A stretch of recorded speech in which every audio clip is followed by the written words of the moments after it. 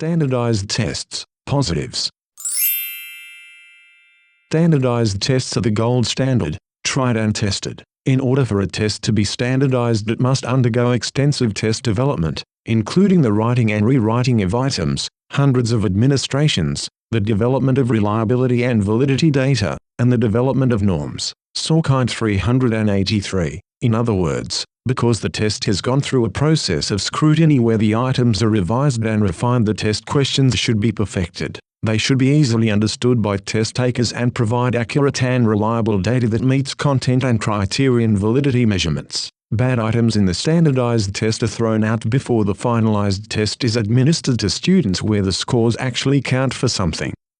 This is good for teaching and learning because the test results can be used meaningfully and accurately to compare the students' scores to other students within the school and between schools. Because everyone takes the same standardized test, teachers can identify problems or successes with their teaching. If the standardized test is free of gender, socioeconomic, race, region, disability, and other test bias, the data should accurately reflect true student achievement resulting from good teaching pedagogy and strategies.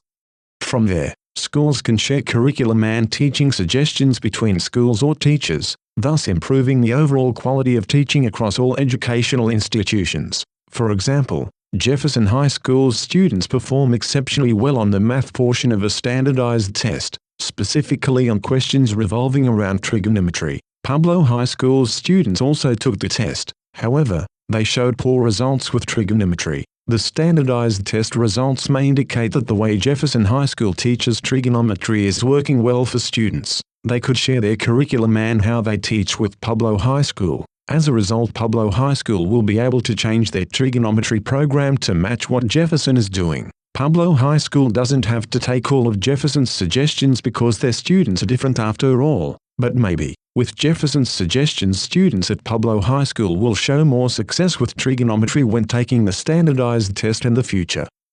In addition, because standardized test makers create their tests around a set of standards or content that an educational organization such as the Department of Education has deemed appropriate and important for students to master, understand, and comprehend, it ensures that teachers and schools are being held accountable for what they are supposed to be teaching students. In the long run, this helps to ensure that students are kept on an even playing field and that no child is left behind. A quick recap of the positives of standardized tests are: 1. They are the gold standard. They are constructed to be free of bias, confusing questions, and give students the best opportunity possible on a large scale to showcase their knowledge and understanding. 2. Everyone takes the same test. The results can be compared between students and schools. Programs that are working well can share their information with programs that are performing poorly. Overall, the quality of education in a community is improved. 3. Content criterion validity. Schools are held accountable to teach what students should be learning at their appropriate grade level. The test is matched towards the standards. The standards are not formed around the test. Standardized tests. Negatives. Standardized tests are not the best authentic measure of student achievement or ability. Howard Gardner's theory of multiple intelligences argues that students learn through 7 distinct intelligences. Because standardized tests have a bulk of their items distributed through written multiple-choice questions, students who can demonstrate their knowledge using linguistic or logical, mathematical skills are at an advantage to students who excel through musical, bodily kinesthetic, interpersonal, intrapersonal, and visual spatial intelligences and activities. Only one type of intelligence is often measured and that becomes the defining characteristic of students. This is not great for learning because the standardized test favors one way of knowing over another. In this way, the standardized test may not be an accurate measurement and assessment of the individual's true thinking or skills. In addition, because the form of the standardized test is multiple-choice questions, they cannot adequately measure what people can do on real-world tasks. When students are told they are not smart because of doing poorly on a standardized test, they lose confidence in themselves and their abilities. Perhaps they know the material but cannot demonstrate it in the way that the standardized test asks of them. They should not be unfairly penalized for this. For example, Sam is a kinesthetic learner. He is taking woodshop at Pueblo High School. Sam knows how to build a birdhouse, probably with his eyes closed. However, Mr. Morehouse, the shop teacher, makes his students take a standardized multiple-choice test issued by the Department of Education to demonstrate their knowledge of how to build a birdhouse. Sam could have easily built a birdhouse, and that would have proved he knew the content. This test would have been a valid measure of content and criterion just as much as the standardized test. Unfortunately, because Sam is not a great written test taker or linguistic learner, he does poorly. This shows that the standardized test may not always reflect the student's current knowledge or how students learn.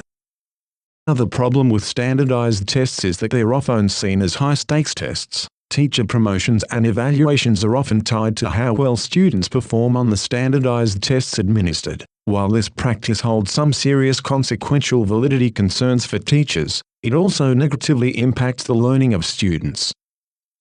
Students, especially high school seniors, realize that their entire life hinges on how well they can perform on a single test, the SAT. They may become stressed out, sick or ill. If this happens on the test day, their future is defined by a single measure of their knowledge.